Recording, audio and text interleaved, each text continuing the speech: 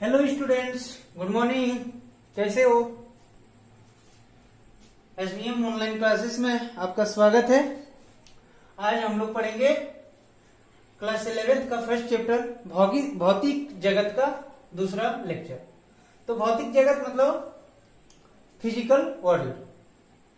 हम लोग first lecture में क्या पढ़े थे? तो फर्स्ट लेक्चर में पढ़े थे कि विज्ञान किसे कहते हैं, विज्ञान किसे कहते हैं। उसके बाद पढ़े थे क्या? वैज्ञानिक विधि। वैज्ञानिक विधि के कौन कौन से स्टेप है, कोई भी प्राकृतिक घटनाओं का वैज्ञानिक अध्ययन के लिए कौन कौन से स्टेप हैं, ये बताया था। उसके बाद बताया था विज्ञान का वर्गीकरण, विज्ञान का वर्गीकरण। उसके बाद हम लोग पढ़ाया था विज्ञान वर्गीकरण में और कितने प्रकार थे विज्ञान के, तो 3 बताया था मैंने। भौतिकी, उसके बाद क्या बताया था? रसायन विज्ञान, रसायन विज्ञान, और उसके बाद क्या बताया था? उसके बाद तीसरा था अपना जीव विज्ञान। हम लोग विशेष रूप से क्या पढ़ रहे थे? भौतिकी। तो भौतिकी में लास्ट क्लास में बता दिया था भौतिकी क्या है। तो भौतिकी किससे आया था? तो फ्यूसिस वर्ड से आया था। ये कौन सा वर्ड है? तो ये ग्रीस भाषा का वह शब्द है जिसका मतलब होता है क्या? नेचर। नेचर हिंदी में इसको क्या कहते हैं हम लोग? प्रकृति। ये सब मैंने बता चुका था। और study of nature, study of nature ही क्या कहलाता था? स्टडी ऑफ नेचर ही क्या कहलाता है? फिजिक्स। मतलब प्रकृति का जो अध्ययन है, प्रकृति के अध्ययन के लिए जो नियम बने हैं उसके बारे में हम लोग पता करते हैं और वही क्या कहलाता है? फिजिक्स। और फिजिक्स को भी हम लोग आगे क्या किए थे? इसका भी क्लासिफिकेशन किए थे। तो फिजिक्स का क्लासिफिकेशन 2 था। एक क्या था? क्लासिकल फिजिक्स, क्लासिकल फिजिक्स जिसको हम लोग क्या कहते थे? चिरसम्मत भौतिकी, चिरसम्मत भौतिकी, चिरसम्मत भौतिकी, चिरसम्मत भौतिकी। और दूसरा क्या था? तो दूसरा था मॉडर्न फिजिक्स। मॉडर्न फिजिक्स को हम लोग क्या कहते थे? मॉडर्न फिजिक्स, आधुनिक भौतिकी, आधुनिक भौतिकी। हम लोग ये भी पढ़ लिए थे कि चिरसम्मत भौतिकी के भी क्लासिफिकेशन किया गया। और वो क्लासिफिकेशन कौन कौन था? तो इसमें हम लोग सबसे पहले पढ़ते क्या? तो पढ़ते यांत्रिकी। यांत्रिकी मतलब मैकेनिक्स, इसको हम लोग इंग्लिश में क्या कहते हैं? मैकेनिक्स। उसके बाद और क्या पढ़े थे? तो हम बताए थे कि चिरसम्मत भौतिकी में और पढ़ते विद्युत चुंबकत्व, विद्युत चुंबकत्व भौतिकी, विद्युत चुंबकत्व भौतिकी, इलेक्ट्रोमैग्नेटिज्म, ये पढ़े थे। और तीसरा क्या पढ़े थे अपन? पहला था यांत्रिकी, दूसरा था विद्युत चुंबकत्व भौतिकी, तीसरा बताया था मैंने क्या? प्रकाशिकी, प्रकाशिकी। इसको हम लोग इंग्लिश में क्या कहते हैं? ऑप्टिक्स। इसको कहते हैं इलेक्ट्रोमैग्नेटिज्म, इलेक्ट्रोमैग्नेटिज्म। उसके बाद एक है ऊष्मा गतिकी। ये क्लासिकल फिजिक्स के टाइप थे। ऊष्मा गतिकी, ऊष्मा गतिकी को हम लोग क्या कहते थे? थर्मोडायनेमिक्स। ये क्लासिकल फिजिक्स का अपना क्या है जो आगे हम लोग को पढ़ना है उसके बारे में। हम लोग 11th क्लास में कुल मिला के पढ़ना है यांत्रिकी भौतिकी और ऊष्मागतिकी। और 12th में क्या पढ़ना है? तो विद्युत चुंबकत्व पढ़ना है, प्रकाशिकी पढ़ना है और मॉडर्न फिजिक्स पढ़ना है। मॉडर्न फिजिक्स में हम लोग क्या क्या पढ़ेंगे? तो मॉडर्न फिजिक्स में हम लोग पढ़ेंगे पहला atomic physics, atomic physics. Atomic physics मतलब परमाणु भौतिकी। उसके बाद दूसरा पढ़ेंगे, इसी को हम लोग आणविक भौतिकी भी कहते हैं। उसके बाद दूसरा हम लोग पढ़ेंगे क्या? Nuclear physics. न्यूक्लियर फिजिक्स में क्या पढ़ना है? तो नाभिक के बारे में पढ़ा, नाभिकीय भौतिकी। तो इसमें हम लोग पढ़ेंगे नाभिक के बारे में, नाभिकीय भौतिकी। और एक और बहुत ही इंटरेस्टिंग चैप्टर है इलेक्ट्रॉनिक्स, बहुत मजेदार चैप्टर है। ये सब 12th के सिलेबस में है। 12th के सिलेबस में आपको क्या क्या पढ़ना पड़ेगा? तो यांत्रिकी पढ़ना पड़ेगा, विद्युत चुंबकत्व पढ़ना पड़ेगा और उसके बाद क्या पढ़ना पड़ेगा? 11th के सिलेबस में है आपका यांत्रिकी और ऊष्मागतिकी, इसी से रिलेटेड है। और 12th में पढ़ना विद्युत चुंबकत्व, प्रकाशिकी और मॉडर्न फिजिक्स। मॉडर्न फिजिक्स में क्या क्या है? तो एटॉमिक फिजिक्स जिसको हम लोग कहते हैं आणविक भौतिकी, दूसरा क्या है? न्यूक्लियर फिजिक्स, नाभिकीय भौतिकी और तीसरा है इलेक्ट्रॉनिक्स। तो ये सब चीजें हम लोग कल ये लास्ट क्लास में भी मैंने बताया था कि जो मैक्रोस्कोपिक है, मैक्रोस्कोपिक क्षेत्र है फिजिक्स का, उसी को हम लोग क्या कहते हैं, मैक्रोस्कोपिक क्षेत्र को ही हम लोग क्या कहते हैं, क्लासिकल फिजिक्स। और माइक्रोस्कोपिक क्षेत्र जो है, माइक्रोस्कोपिक क्षेत्र जो है इसको हम लोग क्या कहते हैं, मॉडर्न फिजिक्स। और मैक्रोस्कोपिक चीज में हम लोग क्या क्या पढ़ते हैं, तो यांत्रिकी पढ़ते हैं। अब यांत्रिकी भौतिकी में हम लोग क्या क्या पढ़ते हैं, तो यांत्रिकी भौतिकी में हम लोग पढ़ेंगे जैसे काइनेमेटिक्स। काइनेमेटिक्स मतलब सरल रेखा में कोई गति कर रहा है कोई वस्तु, उसके बारे में पढ़ेंगे। समतल में गति कर रहा है तो उसके बारे में पढ़ेंगे। स्पेस में गति कर रहा है तो उसके बारे में पढ़ेंगे। उसके बाद आप पढ़े होंगे न्यूटन के गति के नियम, तो न्यूटन के गति के नियम के बारे में पढ़ेंगे। घूर्णन गति के बारे में पढ़ेंगे। सर्कुलर मोशन मतलब वर्तीय गति के बारे में पढ़ेंगे। ये सब यांत्रिकी के बात है। उसके बाद आप लोग पढ़ेंगे आर्किमेडीज का सिद्धांत। आर्किमेडीज का सिद्धांत उसके बाद पढ़ेंगे सरफेस टेंशन। सरफेस टेंशन मतलब पृष्ठ तनाव। ये सारे हम लोग कहाँ पढ़ेंगे, तो यांत्रिकी में पढ़ेंगे, मतलब गति के बारे में। कुल मिला के कोई बॉडी जब मोशन में है तो मोशन के कारण उसके नियम जितने भी चीजें हैं उसके बारे में हम लोग कहाँ पढ़ेंगे, यांत्रिकी में। विद्युत चुंबकत्व में क्या क्या पढ़ेंगे, तो विद्युत चुंबकत्व में हम लोग पढ़ेंगे आवेश के बारे में। चार्ज नाम तो सुने ही होंगे, आवेश के बारे में। आवेश के बारे में इलेक्ट्रिक करंट आप पढ़े होंगे, इलेक्ट्रिक करंट विद्युत धारा। उसके बाद और इसमें क्या पढ़ेंगे, आवेश के में इलेक्ट्रिक करंट पढ़ेंगे। उसके बाद विद्युत, आप लोग चुंबक का नाम सुनेंगे, मैग्नेट, तो चुंबक के बारे में पढ़ेंगे। तो ये सारे चीजें जो है हम लोग कहाँ पढ़ेंगे, इलेक्ट्रोमैग्नेटिज्म में, मतलब विद्युत चुंबकत्व भौतिकी में। लाइट में हम लोग क्या पढ़ेंगे, तो लाइट में हम लोग पढ़ेंगे प्रकाश का परावर्तन, प्रकाश का अपवर्तन, प्रकाश का वर्ण विक्षेपण, प्रकाश का व्यतिकरण, प्रकाश का विवर्तन। ये सारी घटनाएं, प्रकाश की तरंग प्रकृति, ये सब चीजें हम लोग कहाँ पढ़ेंगे, तो प्रकाशिकी में पढ़ेंगे। ऊष्मा गतिकी में क्या क्या पढ़ना है, तो ऊष्मा गतिकी में हम लोग को पढ़ना है ऊष्मा से संबंधित, मतलब ऊष्मा ऊर्जा, हीट, टेम्परेचर। उसके बाद टेम्परेचर का क्या प्रभाव है, टेम्परेचर को हम लोग कैसे मापते हैं, ये सब चीजें हम लोग कहाँ पढ़ेंगे, तो ऊष्मा गतिकी में पढ़ेंगे। हीट और टेम्परेचर के बारे में इस भाग में पढ़ेंगे। उसके बाद अपना आता है मॉडर्न फिजिक्स। तो मॉडर्न फिजिक्स में जो पढ़ेंगे वो क्या पढ़ेंगे, एटॉमिक फिजिक्स पढ़ेंगे, न्यूक्लियर फिजिक्स पढ़ेंगे, इलेक्ट्रॉनिक्स पढ़ेंगे। और इसमें एक और इंटरेस्टिंग चैप्टर है photoelectric effect. Photoelectric effect, प्रकाश का विद्युत प्रभाव। इसमें है कणीय प्रकृति, प्रकाश के कणीय प्रकृति के बारे में भी हम लोग पढ़ते हैं। एटॉमिक फिजिक्स में हम लोग एटम के स्ट्रक्चर के बारे में पढ़ते हैं, एटम क्या है, एटम का रेडियस कैसे हम लोग फाइंड करेंगे, इसमें जो इलेक्ट्रॉन मोशन करते हैं वो कैसे फाइंड करेंगे, ये सब। न्यूक्लियर फिजिक्स में हम लोग पढ़ते हैं न्यूक्लियस के बारे में, कि न्यूक्लियस कैसे बना होता है, इसका रेडियस का साइज क्या है, न्यूक्लियस का साइज क्या है, रेडियो एक्टिविटी क्या है, ये सब चीजें हम लोग यहाँ पर पढ़ेंगे। और इलेक्ट्रॉनिक्स में हम लोग छोटे छोटे, जैसे चिप हो गया, आईसी हो गया, इंटीग्रेटेड सर्किट हो गया, डायोड हो गया, थेरिस्टर हो गया, ये सब चीजें हम लोग कहाँ पढ़ेंगे, तो इलेक्ट्रॉनिक्स में पढ़ेंगे। तो ये स्कोप था किसका, फिजिक्स का। इसके बाद हम लोग जानते हैं भौतिकी के, इलेक्ट्रॉनिक्स के, सॉरी, इसके बाद हम लोग पढ़ेंगे भौतिकी क्या अपना समाज में क्या महत्व है, भौतिकी का अपना समाज में क्या महत्व है और इन्होंने क्या योगदान दिया। और भौतिकी से अपने जो प्रौद्योगिक है, मतलब टेक्नोलॉजी है, उसमें भौतिक का क्या योगदान है और टेक्नोलॉजी का भौतिकी में क्या योगदान है। बात समझ में आ रही है, मतलब आगे हम लोग जो पढ़ने वाले हैं कि अपना जो फिजिक्स है, फिजिक्स अपने समाज में क्या क्या दिया, अपने समाज के लिए क्या क्या दिया है। उसके बाद दूसरा क्या है, तो फिजिक्स अपने जो टेक्नोलॉजी है, टेक्नोलॉजी में फिजिक्स का क्या योगदान है। उसके बाद फिजिक्स में टेक्नोलॉजी का क्या योगदान है। तो ये सभी चीजें हम लोग आज पढ़ेंगे किसमें, इस लेक्चर में, कि भौतिकी का अपने समाज में क्या योगदान है।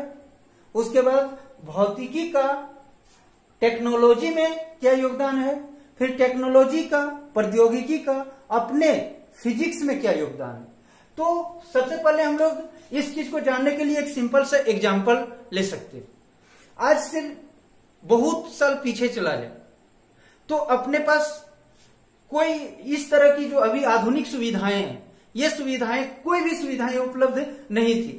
आज जैसे मोटर गाड़ी है, एरोप्लेन है, मोबाइल है, कंप्यूटर है और बहुत सारी सुविधाएं अपने पास उपलब्ध है। आज से 40, 50 साल, 60 साल पहले सोचे तो ये सब चीजें अपने पास उपलब्ध नहीं था।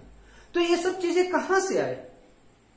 तो ये सब चीजें जो आया वो प्रकृति के नियमों को अध्ययन करके, प्रकृति के जो नियम थे उसको अध्ययन किया, और अध्ययन करने के बाद हम लोग इसके आधार पर ये सब युक्तियां बनी। जैसे शुरू में आप एक सिंपल सा कॉन्सेप्ट ले सकते हैं कि भाप का इंजन जो है, भाप का इंजन बना, तो भाप के इंजन के बारे में जानने के लिए फिजिक्स में एक चैप्टर बना जिसको हम लोग क्या कहते हैं, ऊष्मागतिकी, कि भाप का इंजन कैसे काम करता है, ये किस, तो यहां पर ये किस आधार पर बना हुआ है, तो इसके बारे में पूरा थर्मल प्रॉपर्टीज आया, उष्मा के बारे में पूरा डिटेल अध्ययन किया गया, और इस विषय को क्या कहा गया, ऊष्मागतिकी। तो यहां से क्या पता चला कि टेक्नोलॉजी पहले आया, और उस टेक्नोलॉजी की अध्ययन करने के लिए फिजिक्स का एक ब्रांच बन गया जिसको हम लोग क्या कहते हैं आज, ऊष्मागतिकी। तो इस प्रकार से प्रौद्योगिकी के कारण भी एक नया चैप्टर बना, क्या, फिजिक्स का एक नया चैप्टर, जिसे हम लोग क्या कहते हैं, थर्मोडायनेमिक्स, मतलब ऊष्मागतिकी। उसी तरह से हम लोग आज जैसे रॉकेट देख रहे हैं, रॉकेट जो है किस कॉन्सेप्ट के पर काम करता है, तो कंजर्वेशन ऑफ मोमेंटम, मतलब संवेग संरक्षण के सिद्धांत पर, और न्यूटन के थर्ड लॉ, गति के तृतीय नियम के पर यह काम कर रहा है। उसके अलावा बहुत सारी युक्तियां बनी, जैसे आज हम लोग नाव चला रहे हैं, बोट चला रहे हैं, तो ये किस कॉन्सेप्ट पे चला, तो बोट का आविष्कार कब हुआ, तो जब न्यूटन के थर्ड लॉ के बारे में स्टडी हुआ। तो न्यूटन के तीसरे नियम को हम लोग अच्छे से जाने कि क्रिया और प्रतिक्रिया क्या होते हैं, बराबर होते हैं और विपरीत होते हैं। तो ये कॉन्सेप्ट को हम लोग आज अच्छे से जाने, तो उसके आधार पर बहुत सारी युक्तियां बनी। जैसे आज हम लोग क्या है, रॉकेट के बारे में पढ़ते हैं, बोट के बारे में, नाव के बारे में पढ़ते हैं, तो ये नाव कैसे चलता है, रॉकेट ऊपर की ओर क्यों उड़ता है, तो ये सब चीजें हम लोग कहां से जाना, तो फिजिक्स से जाना, और उस फिजिक्स के उस नियम को अध्ययन किया, और उस अध्ययन के आधार पर हम लोग आज क्या किए, नई नई युक्तियां बनाए। तो फिजिक्स के कारण ही आज इतनी जो इंडस्ट्रियां लगी हुई है, ये इंडस्ट्री कहां से, ये सब नेचुरल फेनोमेना से क्या किया गया, प्राकृतिक घटनाओं से क्या किया, अध्ययन किया, और अध्ययन करने के बाद उसके नियमों को क्या किया, आगे बढ़ाया, और उसके नियम के आधार पर ये अभी जो इंडस्ट्री लगे हुए हैं वो इंडस्ट्री बनाया गया। और छोटा सा एक एग्जांपल ले सकते हो कि अपना फिजिक्स का टेक्नोलॉजी में क्या योगदान है। तो आज देखना, कंप्यूटर, पूरी दुनिया कंप्यूटर में सिमट गई है। ये कंप्यूटर कैसे बना, तो फिजिक्स के कारण बना। उसके बाद देखना, मेमोरी कार्ड, इतनी सी छोटी सी चिप में कितनी डेटा को हम लोग क्या, इतने सारे डेटा को क्या कर सकते हैं, उसमें संरक्षित रख सकते हैं, एक छोटा सा चिप में। ये सब कहां से आया, तो ये सब फिजिक्स का डेवलपमेंट, जैसे जैसे फिजिक्स आगे बढ़ता गया वैसे वैसे अपना टेक्नोलॉजी भी क्या होता गया, बढ़ता गया। बहुत सारे सिद्धांत, जैसे आर्किमेडिस प्रिंसिपल आप लोग पढ़ेंगे, तो आर्किमेडिस प्रिंसिपल पे जो कॉन्सेप्ट पे जो युक्तियां बनी, हाइड्रोलिक, अभी हम लोग पढ़े हाइड्रोलिक ब्रेक, तो हाइड्रोलिक ब्रेक कहां से बना, तो पास्कल के नियम जो है उसका अध्ययन करने के बाद क्या बना, हाइड्रोलिक ब्रेक बना। तो ये सब चीजें कहां से आ रहे हैं, तो कहीं ना कहीं फिजिक्स से निकलकर अपना टेक्नोलॉजी में योगदान दे रहा है, कि हम लोग पहले नेचुरल फेनोमेना को ऑब्जर्व कर रहे हैं, उसको क्या कर रहे हैं, प्रेक्षण कर रहे हैं, और वहां से उस तरह की घटनाएं को अध्ययन करने के बाद हम लोग आर्टिफिशियली मानव द्वारा उस फेनोमेना को मानव के द्वारा क्या करते हैं, घटित करते, और उसे एक नया युक्ति बनाते, इन्वेंशन करते, आविष्कार करते। तो यहां से हम कह सकते हैं कि फिजिक्स के कारण ही आज अपना क्या हुआ, टेक्नोलॉजी आया है। बहुत टेक्नोलॉजी के कारण भी फिजिक्स आया है। जैसे अभी एक एग्जांपल दिया था, भाप के इंजन, पहले भाप का इंजन बना, और उस इंजन के बारे में जानने के लिए अपने पास एक नया ब्रांच आया, क्या, थर्मोडायनेमिक्स, फिजिक्स का एक नया ब्रांच, ऊष्मागतिकी है। उसके बाद बताया मैं फिजिक्स के कारण क्या बना, तो आज रॉकेट है, तो ये मोटर गाड़ियां जो बन रही है, ये सब न्यूटन के थर्ड लॉ के आधार पर बन रहा है, कि न्यूटन के थर्ड लॉ क्या कहता है, क्रिया प्रतिक्रिया बराबर होती है, और उसी के आधार पर आज रॉकेट बन गए, इतनी सारी गाड़ियां बन रही है। ये सब कहां से बन रही है, ये सब कहीं ना कहीं फिजिक्स, मतलब नेचुरल फेनोमेना का अध्ययन से बन रही है। तो ये योगदान है फिजिक्स का, किसमें, टेक्नोलॉजी में। और टेक्नोलॉजी का फिजिक्स में। और जैसे जैसे टेक्नोलॉजी विकसित होता गया, पहले जो मानव जाति था देखना जंगलों में रहता था, आदि मानव लोग जंगल में रहता था, कुछ भी खा लेता था, जो मिलता था वो खाता था। लेकिन जैसे जैसे मानव जाति का दिमाग विकसित होता गया, अपना फिजिक्स क्या होता गया, विकसित होता गया। और फिजिक्स जैसे जैसे विकसित होता गया तो टेक्नोलॉजी भी क्या होता गया, विकास होता गया। अपने लोगों का सोच समझ बढ़ने लगी और बढ़ते बढ़ते आज आप लोग देखते हैं कि जंगल से कहाँ आ गए, इतने बड़े महल बनाकर, एक से एक महल बनाकर, एक से एक युक्तियां बनाकर, जहाज बनाकर, एरोप्लेन बनाकर हम लोग अपनी सारी सुविधाएं पूरा उपलब्ध कर लिया। ये सब किसका योगदान है? तो ये सब फिजिक्स का योगदान है। यदि आज हम फिजिक्स नहीं जानते तो शायद आज फिर हम लोग वही जंगल में रहते। तो ये योगदान है फिजिक्स का, कहां? अपने समाज में। उसके बाद फिजिक्स का और योगदान क्या कर सकती हो? तो फिजिक्स के कारण ही हम लोग क्या कर सकते हैं। आज ये पंखा जो चल रहा है ये क्या है? फिजिक्स है। फिजिक्स के आधार पर ही कि फैराडे ने इसके बारे में बताया, ये पंखा के बारे में, तो हम लोग कि जब इलेक्ट्रिक करंट क्या करेंगे, यहां से पास करवाएंगे तो उसके आसपास क्या उत्पन्न हो जाता है? विद्युत चुंबकीय क्षेत्र उत्पन्न हो जाता है, जिसके कारण वहां पर विद्युत और चुंबक बल उत्पन्न हो जाएगा। और उसी के कॉन्सेप्ट पे आज पंखा हम लोग घुमा रहे हैं। यदि ये सारी चीजें के बारे में जानकारी नहीं रहती तो क्या आज पंखे का आविष्कार होता? आज हम लोग एसी का आविष्कार कर पाते? क्या नहीं कर पाते। तो ये योगदान है फिजिक्स का टेक्नोलॉजी में। और जो सुख सुविधाएं मिल रहा है समाज को, ये सुख सुविधाएं मिल रहा है, वो किसके कारण मिल रहा है? तो फिजिक्स के कारण मिल रहा है। तो ये है फिजिक्स का योगदान अपने समाज के विकास के लिए, टेक्नोलॉजी के विकास के लिए। आगे हम लोग को इस चैप्टर में पढ़ना है प्रकृति में मूल बल, जो नेचुरल फोर्स है, मतलब जो अपने आप नेचर में जो अपने आप उत्पन्न हुआ बल है उसके बारे में पढ़ेंगे। तो प्रकृति में कुल मिला के 4 ऐसे बल है जो स्वतः उत्पन्न हुए हैं। उसमें से पहला बल है गुरुत्वाकर्षण। गुरुत्वाकर्षण मतलब ग्रेविटेशनल फोर्स। गुरुत्वाकर्षण बल क्या है? तो आप पहले भी 9th क्लास में भी पढ़े होंगे कि गुरुत्वाकर्षण बल जब कोई दो वस्तु को रखते हैं, कोई दो द्रव्यमान को रखते हैं m1 और m2 को r दूरी पर, तो पहला द्रव्यमान दूसरे द्रव्यमान को अपनी ओर खींचता है एक निश्चित बल से, और दूसरा द्रव्यमान भी पहले द्रव्यमान को अपनी ओर खींचता है एक निश्चित बल से। और यह सबसे पहले न्यूटन साहब ने बताया कि F इक्वल टू क्या होता है? G m1 m2 upon r²। तो ये गुरुत्वाकर्षण बल प्रकृति में स्वतः, इसको कोई मानव जाति या कोई भी प्रजाति इसे उत्पन्न नहीं किया, ये नेचर में अपने आप उत्पन्न हुआ है कि कहीं भी दो द्रव्यमान रख दो तो वो दो द्रव्यमान के कारण एक दूसरे पर क्या उत्पन्न हो जाएगा? अपने आप एक फोर्स उत्पन्न हो जाएगा, एक बल उत्पन्न हो जाएगा। और उसी बल को हम लोग क्या कहते हैं? गुरुत्वाकर्षण बल कहते हैं। बात समझ में आ रहा है? ये आकर्षण प्रकृति के बल होते हैं और ये प्राकृतिक बल है, अपने आप नेचर में उपलब्ध है। इसके लिए किसी की आवश्यकता, पुश और पुल करने की आवश्यकता नहीं होती है। ये प्रकृति में कहीं भी कोई दो द्रव्यमान ले लो, वो दो द्रव्यमान के बीच में क्या लगता है? गुरुत्वाकर्षण बल लगेगा। और उसका मैग्नीट्यूड कितना होता है? तो G m1 m2 upon r² होता है। उसके बाद पहला जो प्राकृतिक बल बताया वो क्या बताया? गुरुत्वाकर्षण बल। गुरुत्वाकर्षण बल। दूसरा प्राकृतिक बल जो होता है वो होता है विद्युत बल, विद्युत चुंबकत्व बल, विद्युत चुंबकत्व बल, विद्युत चुंबकत्व बल, इलेक्ट्रोमैग्नेटिक फोर्स। ये विद्युत चुंबकीय बल क्या है? विद्युत चुंबकीय बल क्या है?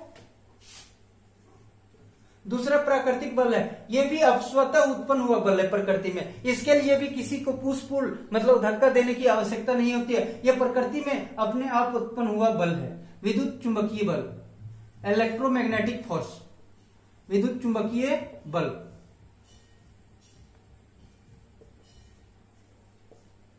ये भी स्वतः उत्पन्न हुआ बल है। ये कैसा फोर्स है? तो जहां पर कोई आवेश है और इस आवेश के आसपास जहां भी कोई बॉडी, आवेशित बॉडी को रख दो तो ये बॉडी के आसपास अपने आप एक बल उत्पन्न हो जाता है। एक क्षेत्र उत्पन्न करता है, और इस क्षेत्र के प्रभाव में यदि दूसरा कोई चार्ज को आवेशित बॉडी को लाएंगे तो इसको चाहे तो अपने आप क्या करेगा, आकर्षित करेगा, या तो इसको क्या करेगा, प्रतिकर्षित करेगा। उसी तरह से कहीं पर भी विद्युत धारा का प्रवाह कर दो तो उसके आसपास भी क्या उत्पन्न हो जाता है, चुंबकीय क्षेत्र उत्पन्न हो जाता है, और इस चुंबकीय क्षेत्र में कोई दूसरा धारावाही तार को लाओ तो इसको क्या करने लगेगा, आकर्षित करने लगेगा। तो आवेश जब स्थिर अवस्था में रहता है तो यहाँ पर इलेक्ट्रोस्टैटिक फोर्स उत्पन्न करता है, विद्युत बल उत्पन्न करता है, और जब आवेश क्या होने लगता है, मोशन में आ जाता है, तो इस मोशन के कारण इसके आसपास क्या उत्पन्न हो जाते हैं, चुंबकीय बल और विद्युत बल दोनों उत्पन्न हो जाता है, और इस प्रकार के बल को क्या कहते हैं हम लोग, विद्युत चुंबकीय बल कहते हैं। और इसके लिए भी हमें कोई बाह्य कारण का कोई आवश्यकता नहीं होती है। जहां भी आवेश होगा उसके आसपास स्वतः क्या उत्पन्न हो जाएगा, विद्युत बल उत्पन्न हो जाएगा। जहां भी इलेक्ट्रिक करंट होगा तो उसके आसपास क्या उत्पन्न हो जाएगा, तो विद्युत चुंबकीय बल उत्पन्न हो जाएगा। उसी तरह से तीसरा फोर्स है, प्राकृतिक बल है, वो है नाभिकीय बल। और नाभिकीय बल में दो तरह के बल हैं, एक है प्रबल नाभिकीय बल, तीसरा क्या है, प्रबल नाभिकीय बल। प्रबल नाभिकीय बल,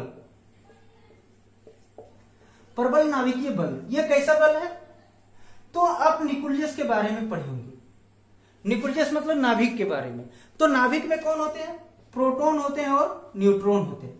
आप लोग ये भी जानते होंगे कि प्रोटॉन और प्रोटॉन एक दूसरे को क्या करते हैं, प्रतिकर्षित करते हैं, और न्यूट्रॉन पर कोई आवेश नहीं होता। अब इतने, इसका रेडियस जो होता है वो कितना होता है, 10⁻⁻15 मीटर। किसका, नाभिक का लगभग 10⁻⁻15 मीटर ऑर्डर के होते हैं। अब इतने छोटे आकार में प्रोटॉन एक दूसरे को प्रतिकर्षित करने के बावजूद भी नाभिक को तोड़ने के लिए बहुत ज्यादा ऊर्जा की आवश्यकता होती है। तो ये प्रोटॉन को बांधे रखने के लिए जिस प्राकृतिक बल, यहां पर स्वतः एक बल लगता है, ये प्रोटॉन को क्या करने के लिए, बांधे रखने के लिए, और इसी बल को हम लोग क्या कहते हैं, नाभिकीय प्रबल बल। बात समझ में आ रहा है, प्रबल नाभिकीय बल क्या है, समझ में आ गया। तो प्रोटॉन को बांधे रखने के लिए जो प्रकृति के द्वारा दिया गया बल है वही बल को हम लोग क्या कहेंगे, प्रबल नाभिकीय बल। उसी तरह से चौथा है अपना दुर्बल नाभिकीय बल। दुर्बल नाभिकीय बल, ये दुर्बल नाभिकीय बल क्या है, तो ये भी नाभिक में ही जैसे जैसे नाभिक का आकार बढ़ता जाता है तो ये बल का जो परास है, रेंज है, वो रेंज क्या होता जाता है, घटता जाता है, और ऐसे बल को हम लोग क्या कहते हैं, दुर्बल नाभिकीय बल। अच्छा, हम लोग अभी जो 4 तरह के बल पढ़े हैं, पहला क्या पढ़े हैं, गुरुत्वाकर्षण बल, यदि हम लोग इसको FG लिखें, ग्रेविटेशनल। उसके बाद दूसरा बल क्या बताया था, विद्युत चुंबकीय बल, विद्युत चुंबकीय बल, इसको यदि हम लोग बोल दें FE, और तीसरा नाभिकीय प्रबल बल FS, और ये नाभिकीय दुर्बल बल FW। तो मैं बोलूंगा कि ये 4 प्राकृतिक बलों में सबसे मजबूत बल कौन सा होता है, सबसे ज्यादा ताकतवर बल कौन सा होता है, तो ये सब 4 बलों में सबसे ज्यादा ताकतवर बल जो होता है वो प्रबल नाभिकीय बल होता है। उसके बाद जो दूसरा बल है वो, इसके बाद जो बल आता है प्रबल नाभिकीय बल के बाद वो जो आता है वो कौन सा है, तो विद्युत चुंबकीय बल होता है। उसके बाद आता है दुर्बल नाभिकीय बल, और उसके बाद आता है ग्रेविटेशनल फोर्स। मैं कहूं तो इधर से यदि मैं इधर जाऊंगा तो सबसे ज्यादा ताकतवर फोर्स कौन हो जाएगा, तो प्रबल नाभिकीय बल, और सबसे कम ताकतवर फोर्स कौन सा हो जाएगा, गुरुत्वाकर्षण बल। लेकिन दूसरी बात, सबसे कम परास होता है, परास मतलब रेंज, सबसे कम रेंज किसका होगा, तो स्ट्रॉन्ग न्यूक्लियर फोर्स, मतलब प्रबल नाभिकीय बल का जो रेंज होता है वो सबसे कम होता है, वो केवल 10⁻⁻15 मीटर के रेंज में ही वर्क करता है। बात समझ में आया। तो सबसे कम रेंज किसका होता है, नाभिकीय बल का। उसके बाद का रेंज जो होगा वो किसका होगा, तो वीक फोर्स, उसके बाद इलेक्ट्रिक फोर्स, और सबसे ज्यादा परास जो होता है वो किसका होता है, गुरुत्वाकर्षण बल का। कहने का मतलब समझ में आ रहा है कि सबसे कम दूरी तक कौन काम करेगा, प्रबल नाभिकीय बल, और सबसे ज्यादा दूरी तक कौन काम करेगा, तो गुरुत्वाकर्षण बल। ये लेकिन सबसे ज्यादा ताकतवर बल, ज्यादा जोर से कौन खींचेगा, तो नाभिकीय बल। और सबसे कम बल से कौन खींचेगा? तो गुरुत्वाकर्षण बल। बात समझ में आ रहा है क्या? ये नाभिकीय बल क्या है, दुर्बल नाभिकीय बल क्या है? गुरुत्वाकर्षण बल का रेंज सबसे ज्यादा होता है, लेकिन उसका ताकत जो होती है, खींचने की ताकत जो होती है, वो क्या होती है? कम होती है। आपको बोल दिया जाए कि Fs ज्यादा स्ट्रॉन्ग है या गुरुत्वाकर्षण ज्यादा स्ट्रॉन्ग है, तो सबसे ज्यादा स्ट्रॉन्ग बल कौन हो जाएगा? तो प्रबल नाभिकीय बल हो जाएगा। और रेंज यदि मैं बोलूं, रेंज मतलब परास, ज्यादा दूर तक कौन काम करेगा? तो ज्यादा दूर तक कौन काम करता है? तो ज्यादा दूर तक गुरुत्वाकर्षण बल काम करता है। और सबसे कम रेंज किसका होता है? तो नाभिकीय बल का होता है, प्रबल नाभिकीय बल का होता है। तो यह था प्रकृति में मूल बल। प्रकृति में टोटल कितने फोर्स है? तो 4 फोर्स है। वो कौन कौन से हैं? गुरुत्वाकर्षण है, विद्युत चुंबकीय है, प्रबल नाभिकीय बल है और दुर्बल नाभिकीय बल है। ये बताया मैं कि सबसे ज्यादा ताकतवर फोर्स कौन होता है? तो प्रबल नाभिकीय बल होता है। सबसे कम ताकतवर फोर्स कौन होता है? तो गुरुत्वाकर्षण होता है। और मैं बोलूंगा सबसे ज्यादा दूरी तक कौन काम करता है? तो गुरुत्वाकर्षण काम करता है। और सबसे कम दूरी तक कौन काम करता है? तो सबसे कम दूरी तक कौन काम करेगा? तो स्ट्रॉन्ग न्यूक्लियर फोर्स करता है। तो यह था प्राकृतिक बल के बारे में। आगे हम लोग इस चैप्टर में पढ़ेंगे बलों का एकीकरण। बलों का एकीकरण हम लोग पहले भी पढ़ चुके थे कि भौतिकी अध्ययन के 2 प्रिंसिपल है। एक क्या है? तो एक है यूनिफिकेशन और दूसरा है रिडक्शनिज्म। यूनिफिकेशन करने का मतलब क्या होता है? एकीकरण। एकीकरण मतलब बलों का एकीकरण के मतलब क्या समझते हो? बलों का एकीकरण। तो बलों का एकीकरण क्या है? तो बलों का जो एकीकरण है, हम ये बोले तो प्रकृति में जितने भी घटनाएं घटित होती है, उन सभी घटनाओं को किसी एक सिद्धांत के द्वारा एक्सप्लेन करने का प्रयास जो किया गया, उसी को हम लोग क्या कहते हैं? एकीकरण कहते हैं। जैसे गुरुत्वाकर्षण बल जो है, गुरुत्वाकर्षण बल, गुरुत्वाकर्षण का जो सार्वत्रिक नियम है, जो गुरुत्वाकर्षण बल के बारे में बताता है, ये गुरुत्वाकर्षण बल देखना, पृथ्वी पर जितने भी वस्तुएं थे सबके लिए एक ही सिद्धांत दिया कि पृथ्वी पर जितने भी वस्तु है एक दूसरे को क्या करेगा? वो आकर्षित करेगा। अच्छा, ये केवल पृथ्वी पर की वस्तुओं के लिए नहीं, खगोलीय पिंडों पर भी लागू होता है। जैसे आपको बताया गया होगा कि पृथ्वी चंद्रमा को क्या करता है? एक निश्चित गुरुत्वाकर्षण बल के द्वारा आकर्षित किए हुए, इसी के कारण वो चारों ओर घूमता है। उसी तरह से सूर्य, पृथ्वी और बाकी अन्य ग्रहों को क्या किया है? अपने ओर गुरुत्वाकर्षण बल से पकड़े हुए, खींचे हुए हैं, जिसके कारण ही पृथ्वी और अन्य ग्रह उसके चारों ओर क्या करते हैं? घूमने का प्रयास करता है। कहने का मतलब कि गुरुत्वाकर्षण बल का सिद्धांत, न्यूटन साहब ने गुरुत्वाकर्षण के सिद्धांत के द्वारा पृथ्वी तथा खगोलीय पिंडों को एक ही बल के द्वारा बांधने का प्रयास किया। तो यही प्रयास क्या कहलाया? एक बलों का एकीकरण। कि जितने भी बल है प्रकृति में, उन सभी बलों को केवल एक ही सिद्धांत द्वारा क्या कर दें? परिभाषित कर दें, ताकि जो अलग अलग चीजें पढ़ रहे हैं वो अलग अलग ना पढ़ करके एक ही कॉन्सेप्ट को पढ़ के और सारे फेनोमेना को क्या कर दे? एक्सप्लेन कर दे, सारी घटनाओं को क्या कर दे? एक्सप्लेन कर दे। उसी तरह से फैराडे साहब ने, फैराडे और उसके बाद पढ़ेंगे ऑरेस्टेड का एक्सपेरिमेंट। तो फैराडे और ऑरेस्टेड साहब ने जो विद्युत बल अलग मानते थे, चुंबकीय बल अलग मानते थे, वो दोनों को क्या किया? यूनिफिकेशन कर दिया कि ये दोनों अलग अलग बल नहीं है, ये दोनों आवेश के कारण ही उत्पन्न हुआ बल है। बात समझ में आ रहा है ना? तो ये विद्युत चुंबकीय बल जो अलग, विद्युत बल अलग मानते थे, चुंबकीय बल अलग मानते थे, फैराडे साहब ने और मैक्सवेल साहब ने इसको क्या किया? ऑरेस्टेड साहब ने एक्सपेरिमेंट करके और ये बताया कि ये दोनों अलग अलग बल नहीं है, ये दोनों आवेश के कारण ही उत्पन्न हुआ बल है। और इस